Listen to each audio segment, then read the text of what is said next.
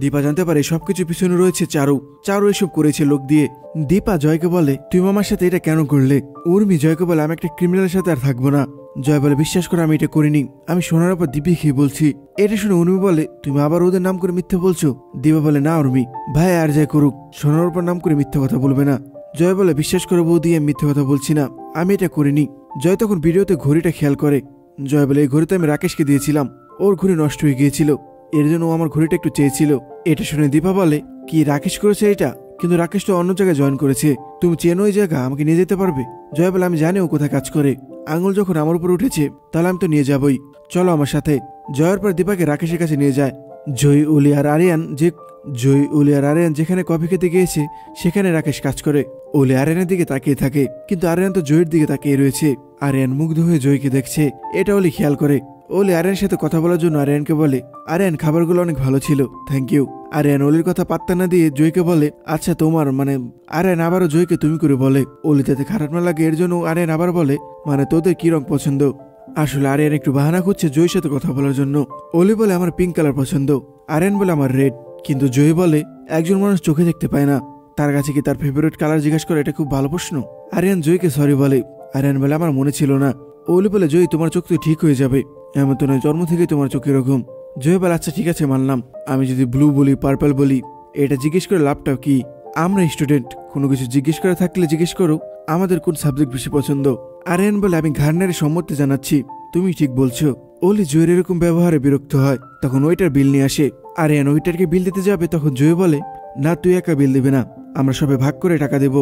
আরিয়ান বলে, এটাই তো হয়, ইউজুয়ালি তো ছেলেরাই বিল পে করে। জয় বলে, আমরা একই ক্লাসে পড়ি, তাহলে তুই ছেলে বলে শুধুমাত্র তুই কেন বিল দিবি? ওলি জয়কে বলে, তোমার ব্যবহার দেখে মনে হয় আমি না, তুমি আমার মায়ের আসল মেয়ে, একজন মায়ের মতো কথা বলছো, ছেলেরা পে করে এটাই তো স্বাভাবিক। এর উত্তরে জয় বলে, তাহলে তো তোমার মা ঠিকই বলে, তাই না ওলি? ওলি জয়ের এরকম ব্যবহারে রাখতে থাকে। আরিয়ান বলে, ঠিক আছে আমি পে করছি।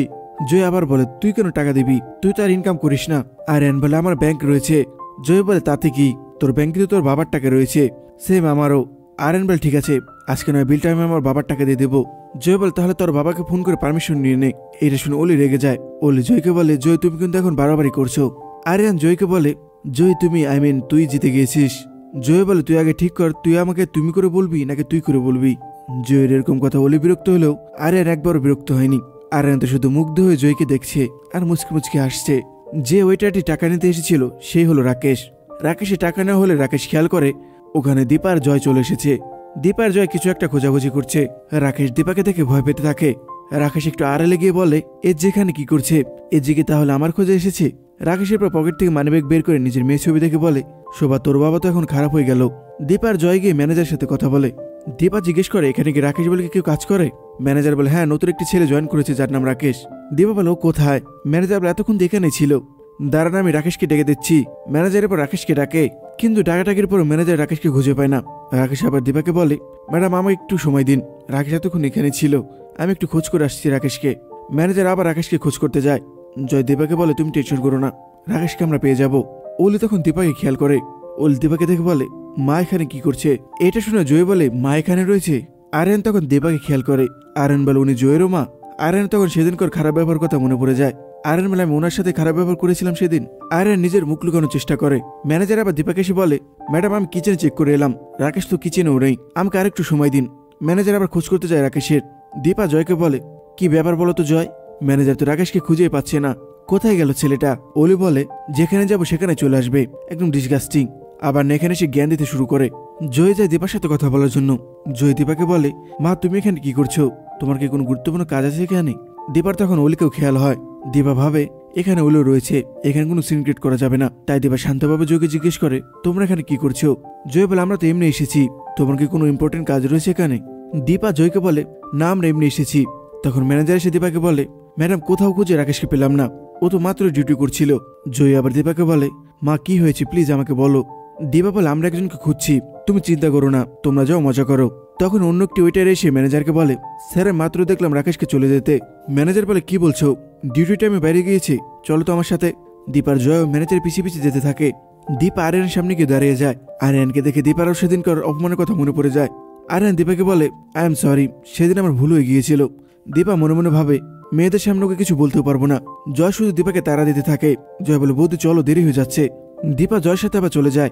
আরিয়ান মনে মনে ভাবে, জয়ের মাকে আমি সেদিনকে এইভাবে ইনসাল্ট করেছিলাম, এখন আমি কি করব? আমার মনে হয় ওনার কোনো সাহায্য লাগবে। আমি যদি ওনাকে সাহায্য করতে পারি, হয়তো এই অপমান বোধ থেকে আমি বেরোতে পারবো, হয়তো আমি ওনার চোখে একটু ভালো হতে পারবো। না না, আমাকে ওনাকে সাহায্যই করতে হবে। এটা বলে আরিয়ান ওখান থেকে চলে যেতে যায়। ওলি আরিয়ানকে জিজ্ঞেস করে, আরিয়ান তুমি কোথায় যাচ্ছ?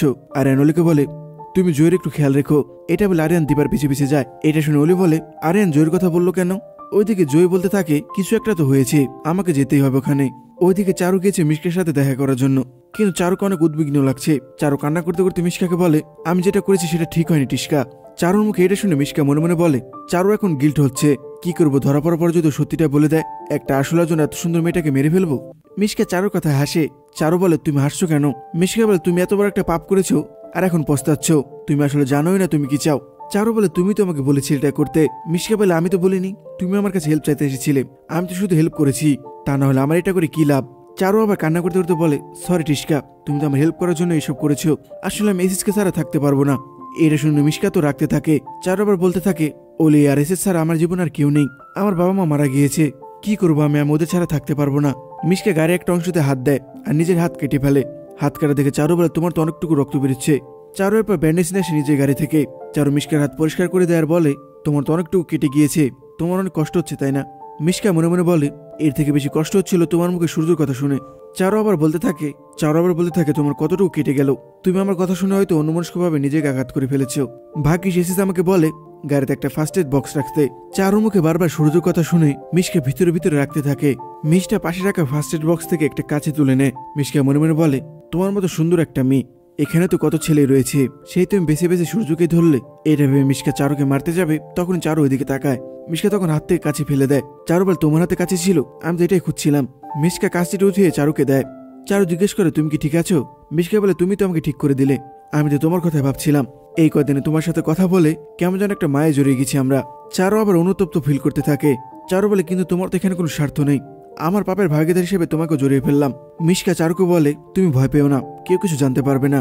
চারু বলে, আমি এজির এত বড় সর্বনাশ চাইনি, আমি শুধু চেয়েছিলাম কোনো একটা করে এজি আমাদের লাইফ থেকে চলে যাক। এত বড় একটা যে ক্ষতি হয়ে যাবে আমি কখনো ভাবিনি, আমি তো আর ক্রিমিনাল না তাই না? অলি তখন চারুকে কল করে। অলি চারুকে বলে, চারু আমি একটা ক্যাফেতে এসেছি, মাকেও দেখলাম এখানে এসেছে একটা রাকেশ নামে কাউকে খুঁজতে। এটা শুনে তো চারু আবার প্যানিক করতে থাকে। চারু বলে, রাকেশকে খুঁজছে?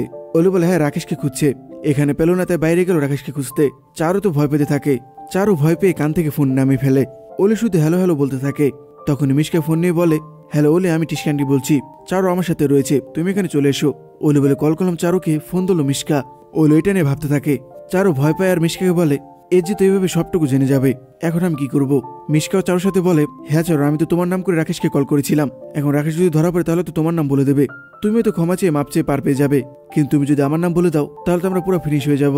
তুমি যদি সবাইকে বলে দাও আমি এটার মধ্যে জড়িয়ে রয়েছি, তাহলে সবাই ভাবে আমি টিস্কা নামে মিশকা, আর মিশকা তো ক্রিমিনাল, আর মিশকার সাথে যাদের সম্পর্ক রয়েছে তাদেরও ক্রিমিনাল ভাবে সবাই। তুমি যদি আমার নাম বলে দাও তাহলে সূর্য তোমাকে ক্রিমিনাল ভাববে। চারু চিৎকার করে বলে, না। চারু কান্না করতে থাকে। মিশকা চারুকে বলে, চারু কিচ্ছু হবে না, একটু নিজেকে সামলাও, চুরিবিদ্যা মহাবিদ্যা, যদি না পরে ধরা। দীপা এখনো রাকেশকে খুঁজে পাইনি, তুমি চিন্তা করো না, এখন আমাদের ব্যবস্থা করতে হবে। এটা বলে মিশকা ওখান থেকে চলে যায়। চারু কান্না করতে থাকে আর চিৎকার করে বলে, না আমি এটা কি করে ফেললাম। ওইদিকে জয়ের দীপা দৌড়াচ্ছে আর রাকেশকে খুঁজছে। দীপা জয়কে বলছে, কোন দিকে গেল বলো তো? জয় দীপাকে বলে, বোঝাতে সামনেই তো বাস স্টপ, হয়তো ওইদিকে গিয়েছে। দীপা বলে, এদিকে তো একটাই রাস্তা, অন্য কোনো তো রাস্তা নেই যাওয়ার জন্য। আরিয়ান ওদের পিছিয়ে পিছিয়ে চলে আসে। তারপর অলি আর জয়ও আসে। অলি জয়কে বলে, মা সবটার সময় আমার সবকিছু শেষ করে দেয়, আজও আমার ঘুরতে আসাটা শেষ করলো। জয় অলিকে বলে, অলি তুমি চুপ করো। অলি বলে, তাহলে আমি কি বলবো, কি আছে মায়ের মধ্যে? আরিয়ান কেন মায়ের পিছিয়ে গেল? জয় বলে, তুমি চুপ করো অলি প্লিজ। অলি বলে, আমার ভালো লাগছে না জয়। চারুকে কল করলাম, ফোন ধরলো টিস্কান্টি। জয় তো টিস্কার নাম শুনে চমকে উঠে। জয় বলে, টিস্কা? অলি বলে, হ্যাঁ টিস্কা আন্টি, কিন্তু তুমি টিস্কার নাম শুনে তো চমকে উঠলে কেন? জয় বলে, না তোমার বার্থডে দিন তো এসেছিল, সেখান থেকে নাম শুনেছি, কিন্তু তুমি ওইভাবে বললে কেন যে চারু সাথে টিস্কা রয়েছে? এটা ভালো নয়। অলি মনে মনে ভাবে, এসব কথা তো জয়কে বলা যাবে না, জয় তাহলে মাকে সব বলে দেবে, আর মা জানতে পারলে সব গোলমাল হয়ে যাবে। জয় আবার অলিকে জিজ্ঞেস করে। অলি জয়কে বলে, তোমার এসব জানতে হবে না। ওইদিকে রাকেশ একটি গাড়ির পিছনে গিয়ে লুকায়। রাকেশ মনে মনে বলে, এখন এদিকে একটা অটো নেই যে অটোতে করে পালাবো। রাকেশ গাড়ির পিছন দিয়ে বেরিয়ে আবার দৌড় দিতে যাবে, তখন দীপা রাকেশকে দেখে ফেলে। দীপা রাকেশকে বলে, ওখান থেকে একটু নড়বে না তুমি রাকেশ। রাকেশও যেন দীপা ডাক শুনে মূর্তির মতো দাঁড়িয়ে যায়। জয় বলে, বৌদি রাকেশকে ধরতে হবে, রাকেশ তো তা না হলে পালিয়ে যাবে। তখন আরিয়ান দৌড়ে গিয়ে রাকেশকে ধরে। আরিয়ান রাকেশকে বলে, এখন কোথায় পালাবে? আরিয়ান রাকেশকে দীপাদের কাছে নিয়ে আসে। দীপা বলে, একে তুমি কি করছো? আরিয়ান বলে, ও তো পালাচ্ছিল, এর জন্য আমি ধরলাম। দীপা বলে, ওকে ছেড়ে দাও, ও আর পালাবে না। আরিয়ান তখন রাকেশকে ছেড়ে দেয়।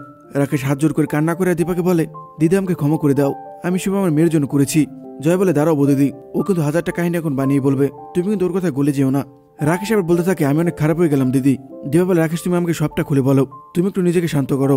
জয় তো এটা দেখে রাখতে থাকে। জয় বলে, তুমি ওর সাথে ভালো ব্যবহার কেন করছো? জয় রাকেশকে বলে, তোর জন্য বৌদি আমার গায়ে হাত তুলেছে, সত্য করে বল কি করেছিস।